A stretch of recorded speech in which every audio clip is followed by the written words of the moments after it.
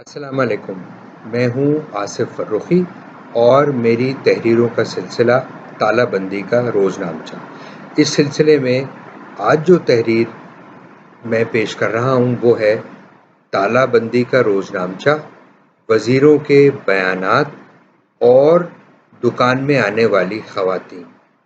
وزیروں کے بیانات اور دکان میں آنے والی خواتین۔ عجیب تاثیر ہے کورونا بخار کے ان دنوں کی۔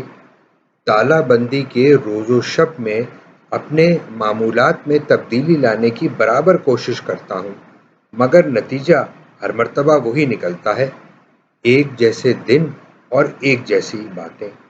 میرے دن کا ایک حصہ کورونا کے پھیلاؤ اور اس کے اثرات کی خبروں کے ساتھ گزرتا ہے، جو اخبارات یا سوشل میڈیا سے حاصل ہوتی ہیں۔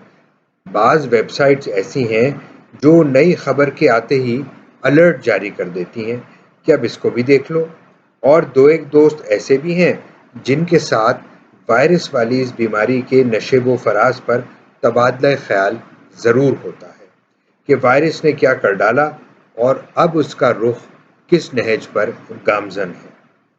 اس کے بارے میں لکھنا نہیں چاہتا کہ وہ تیرے نیو حکیم قیاس آرائی کا ایک لامتناہی سلسلہ جاری رکھے ہوئے ہیں، اور بہت سے نادان دوست اپ ٹو ڈیٹ نظر آنے کی کوشش میں ہر میسج دوسروں کو ارسال کر دیتے ہیں، بلکہ دوسروں کی طرف پھینک دیتے ہیں۔ حماقت کی ایک انتہا یہ بھی ہے۔ ایسی بے مقصد کارروائی سے اپنے آپ کو جان بوجھ کر دور رکھنے کے باوجود بعض سیاسی بیانات ایسے ہیں کہ سامنے آ جائیں تو میں چپ نہیں رہ سکتا۔ کبھی سوچتا ہوں کہ ایسے بیانات اور حوالے کاٹ کر اسکریپ بک میں چپکاؤں یا بیاض میں رکھ لوں۔ پھر خیال آتا ہے کہ لوگوں کو مشکل سے یقین آئے گا کہ تباہ کاری کے ان ایام میں کیسے رویے سامنے آتے تھے۔ اس طرح کے بیانات کے لیے بہت صحیح و تلاش کی ضرورت نہیں پڑتی، بلکہ پیش پا افتادہ مواقع کی گھسی پٹی اطلاعات میں بھی یہ ذہانت کارفرما نظر آ جاتی ہے۔ مثال کے طور پر ابھی حال ہی میں ٹیلی ویژن کی خبروں پر سنا کہ وزیر اعظم صاحب نے اسلام آباد میں قومی ادارے کومسٹیک کی ایک تقریب میں شرکت کی جو وینٹیلیٹرز، سینیٹائزرز، سیفٹی کٹ، ٹیسٹ کرنے والی کٹ اور ماسک کے بنانے کے سلسلے میں تھی۔ خوشگوار حیرت ہوئی کہ پاکستان میں مقامی سطح پر اس لازمی ساز و سامان کی تیاری کا سلسلہ فروغ پا رہا ہے۔ کاش اس تیاری میں اتنی دیر نہ کی ہوتی تو آج اتنے بہت سے لوگ بیماری کے بعد موت کا شکار نہ بنے ہوتے، مگر ہماری ترجیحات مختلف رہی ہیں، جن میں صحت عامہ اور تعلیم بہت پیچھے ہے۔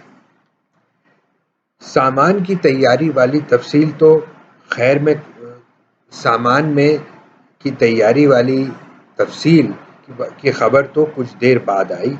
سرخی اس طرح بنی کہ وزیر اعظم نے فرمایا لاک ڈاؤن پر عمل درآمد کرنے کا فیصلہ ملک کی اشرافیہ نے غریب عوام کے بارے میں سوچے بغیر کر ڈالا۔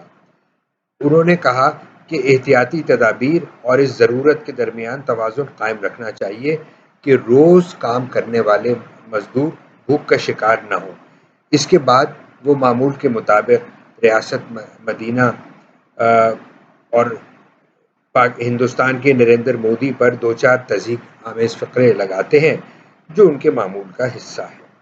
ٹیلی ویژن پر ان کا بیان گھن گرج کے ساتھ گونج رہا ہے، اور میں سوچ رہا ہوں کہ غریبوں کی مجبوری اور بے آسرا پن کا اتنا خیال کورونا وائرس کی یورش کے ساتھ کیوں آیا؟ کیا غربت اور محرومی کو حفاظتی تدابیر سے دور رہنے کے لیے ایک ڈھال بنا لیا جائے گا؟ صبح سے لے کر شام تک میں سوچے چلا جاؤں، اس کا نتیجہ وہی نکلتا ہے، ڈھاک کے تین پات۔ مگر اس دفعہ اس بیان میں ایک نیا ٹکڑا بھی آ گیا جس نے مجھے پہلے سے زیادہ حیران کیا۔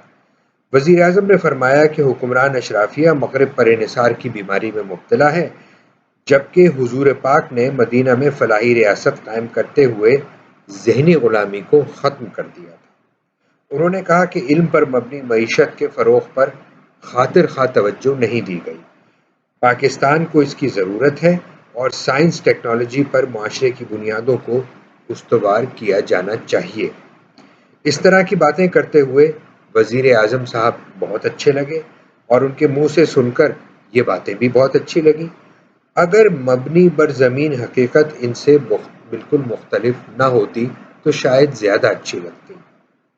زندگی کے ہر شعبے میں سائنس اور ٹیکنالوجی کے بجائے دقیانوسی، تعصب اور کٹر جہالت پر انحصار دیکھتے ہی دیکھتے بڑھتا جا رہا ہے۔ دور کیوں جائیے، رمضان کا چاند دیکھنے کے لیے جو ایبسرڈ تھیٹر کا اہتمام رؤیت ہلال کے نام پر کیا جاتا ہے وہ کوئی پرانی بات نہیں۔ فکر نہ کیجیے، عید سے پہلے اس مہمل ڈرامے کو دوبارہ پیش کیا جائے گا اور ملک بھر کے سارے چینلز اس قدر لہک کر دکھائیں گے کہ ہم آپ بھی دیکھنے پر مجبور ہو جائیں گے۔ آخر ہمیں عید بھی تو منانا ہے، تالہ بندی میں عید۔ ہماری تو پہلی عید ہوگی تالہ بندی میں۔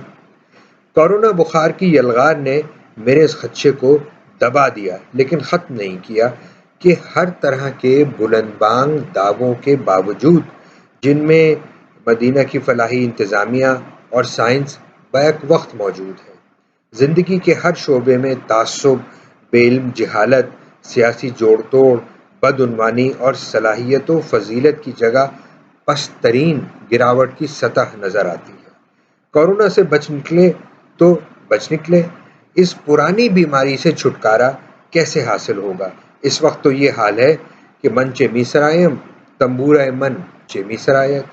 اس تقریر کا جو حصہ وزیر اعظم صاحب کو بالکل زیب نہیں دیتا وہ تالہ بندی کو اشرافیہ کے سر تھوپنا ہے۔ یہ عمل حفظان صحت کے لیے مناسب تھا، اور یعنی تالہ بندی کا عمل، اور وفاقی حکومت کی طرف سے ایسے بیانات کی وجہ سے عجیب و غریب صورتحال بن گئی ہے کہ نام کی تالہ بندی ہے ویسے سب کچھ کھلا ہوا ہے۔ یہ بیان ظاہر ہے کہ حکومت سندھ پر اعتراض کی غرض سے کیا گیا ہے۔ اب کون پوچھنے کی جرات کر سکتا ہے کہ پاکستان کی تاریخ کے طویل عرصے میں زیادہ تر فیصلے اشرافیہ نے کیے، اور کون یہ فیصلے کرنے کی جرات کر سکتا تھا؟ پھر وفاقی حکومت کی طرف سے آئے ہوئے سندھ کے گورنر نے کورونا سے بیمار پڑنے کی وجہ بھی یہ بتا دی کہ سندھ کے کم تعلیم یافتہ افراد ان سے قریب آ کر ملتے رہے۔ عوام کی توہین کرنے والے بیان پر سرزنش یا معذرت کے بجائے بڑے صاحب بھی اشرافیہ کی بات لے بیٹھے۔ یہاں آوے کا آوا ہی بگڑا ہوا ہے۔ افسوس کرنے کے لیے ایک موقع اور مل گیا ڈاکٹر ظفر مرزا کے نئے بیان سے۔ گھٹیا سیاست سے بالاتر ہو کر برسر زمین حقائق اور اعداد و شمار سے ظاہر ہونے والے رجحانات کی نشاندہی کی وجہ سے میں ان کی بریفنگ کو فالو کرتا آیا ہوں، جہاں وہ میڈیا کے لوگوں اور ان کے وسیلے سے عوام الناس کو بیماری کی تازہ ترین صورتحال کے بارے میں بتاتے ہیں۔ لوگ ان کو پہچانتے ہیں کہ حفاظتی تدابیر اور صورتحال کے جائزے میں نظر آنے والا چہرہ انہی کا ہے۔ کل وہ ایک نیا راگ الاپتے سنائی دیے۔ پاکستان میں کورونا میں مبتلا مریضوں اور ہلاک شدگان کی تعداد بتاتے ہوئے انہوں نے امریکہ اور ہسپانیہ سے موازنہ کیا۔ ظاہر ہے کہ یہ تعداد ان ملکوں سے کم ہے، اگرچہ ان ملکوں میں یوں موازنے کی بنیاد اعداد و شمار پر مبنی صرف اموات کی بنیاد پر موازنہ کرتے ہوئے انہوں نے آبادی کے تناسب کو یکسر نظر انداز کر دیا اور بیماری کے پھیلاؤ کے دوسرے ذرائع کو بھی چھوڑ دیا، جیسے مریضوں کی تعداد کے دگنے ہونے کا معاملہ، یعنی پاپولیشن ڈبلنگ ٹائم جسے کہہ سکتے ہیں۔ ان کے ایسے بیانات کی بنیاد سائنس کے بجائے خواب فروشی پر معلوم ہوتی ہے۔ خواب لے لو خواب۔ دور سے آتی ہوئی یہ آواز جانی پہچانی لگتی ہے۔ ڈاکٹر صاحب نے فرمایا خطرے کی کوئی بات نہیں ہے۔ ان کی آواز میں بہت تسلی تھی، طفل تسلی۔ کل رات گئے ڈاکٹر فرقان کے بارے میں خبر ان کی تصویر کے ساتھ سامنے آ گئی۔ کراچی کے ایک بڑے اسپتال کے ریڈیولوجسٹ اس بیماری کا شکار ہوئے تو ان کو اسپتال میں جگہ نہ ملی۔ ان کے اہل خانہ ایک اسپتال سے دوسرے اسپتال لیے پھرتے رہے، مگر انتہائی طبی نگہداشت میں کوئی بستر خالی نہیں ملا۔ ڈاکٹر فرقان نے چند گھنٹوں کی بے ثمر کاوش کے بعد ایمبولینس میں دم توڑ دیا۔ جس ملک میں ایک بھی موت اس طرح واقع ہوئی ہو، وہاں کے وزیروں مشیروں کو یہ بات زیب نہیں دیتی کہ یہ کہیں خطرے کی کوئی بات نہیں، ایک ڈاکٹر موت کے گھاٹ اتر گیا اور آپ کی ادا ٹھہری۔ بڑھتی ہوئی اموات کے سلسلے کو لاک ڈاؤن کی حکمت عملی سے منقطع کرنے کے لیے محترم اسد عمر نے ٹریفک کے حادثوں کی مثال دے ڈالی کہ حادثے ہوتے ہیں مگر اس وجہ سے ٹریفک پر پابندی تو نہیں لگائی جا سکتی۔ مشیر موصوف کی منطق نرالی ہے، ان کو یہ تو معلوم ہوگا کہ عالمی ادارہ صحت اور دوسرے بین الاقوامی اداروں میں سڑک پر ٹریفک کے حادثات، روڈ ٹریفک ایکسیڈنٹس سے بچاؤ کے لیے حفاظتی منصوبہ بندی باقاعدہ طور پر کی جاتی ہے، بلکہ چند سال پہلے تحقیق سے سامنے آیا کہ گھریلو حادثات بچوں کے زخمی ہونے کا کثرت سے سبب بننے لگے ہیں۔ اسد عمر صاحب یہ سن کر کہیں یہ ارشاد نہ فرما دیں کہ لاک ڈاؤن کی طرح بچوں کو گھر سے دور نہیں رکھا جا سکتا۔ ٹریفک کے حادثے کم سے کم ہوں اور جان لیوا نہ ہوں، اس مقصد کے لیے ٹریفک بند نہیں کیا جاتا، بلکہ اس پر اصول قاعدے عائد کیے جاتے ہیں۔ ساری دنیا میں ایسا ہوتا ہے۔ قاعدے قانون تو پاکستان میں بھی موجود ہیں۔ کورونا کے حفاظتی تدابیر کی طرح یہ الگ بات ہے کہ لوگ ان کو خاطر میں نہیں لاتے۔ اسد عمر صاحب نے بھی بہت دن سے شاید اسلام آباد کی سڑکوں پر ٹریفک نہیں دیکھا۔ یوں بھی وہ ٹھہرے موٹرکیڈ میں سفر کرنے والے جس کے آتے ہی ہٹو بچوں کا شور مچ جاتا ہے اور سڑک پر باقی ٹریفک روک دیا جاتا ہے۔ ڈاکٹر صاحب کو غلط مثال غلط موقع پر یاد آئی۔ جب کہنے کے لیے کچھ نہ ہو پھر بھی بولنا پڑے تو اسی طرح ہوتا ہے۔ کہیں یہی حال میرا نہ ہو، اس لیے میں چپ ہو جاتا ہوں۔ لیکن ٹھہریے، ابھی سے چپ کیسے ہو جاؤں؟ ابھی تو میرے بولنے کا وقت آیا ہے۔ سرکاری برانڈ کے مشیروں امیروں سے زیادہ مایوس مجھے کراچی کے عوام نے کیا ہے۔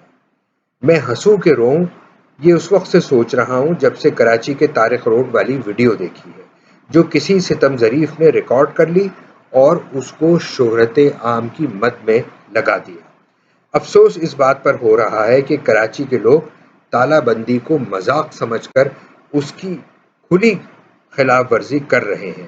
شہر میں جدھر نکل جائیے بے مقصد گھومنے والوں کے جتھے نظر آئیں گے۔ یہ ویڈیو طارق روڈ میں کپڑے کی کسی دکان کی ہے جو دن دہاڑے دکان کھولے ہوئے کاروبار کر رہا تھا۔ دکان میں کئی خواتین موجود تھیں جو ظاہر کپڑے خریدنے آئی ہوئی تھیں۔ سرکاری احکام کی خلاف ورزی کرنے پر پولیس نے چھاپا مارا اور اس دوران ان خواتین نے اوپر کی منزل میں پناہ ڈھونڈی۔ پولیس کے جانے کے بعد ان خواتین نے بالکنی کے راستے سے چھلانگ لگا کر اور دیوار کے سہارے گھسٹ گھسٹ کر اترنا شروع کر دیا۔ پہلے تو یہ منظر مزاحیہ لگا، جیسے بدنام زمانہ سستے ہوٹلوں پر پولیس کا چھاپا پڑتا ہے تو نوجوان جوڑے پکڑے جانے کے ڈر سے بدحواس ہو کر بھاگتے ہیں۔ اس کے بعد ان عورتوں کو گھسٹتے، رینگتے، اترتے، گرتے پڑتے دیکھ کر افسوس ہوا۔ زمین پر پاؤں رکھتے کے فوراً بعد وہ منہ پر نقاب ڈال کر تیزی سے بھاگ رہی تھی اور تماشا دیکھنے والے لوگ زور زور سے ہنس رہے تھے۔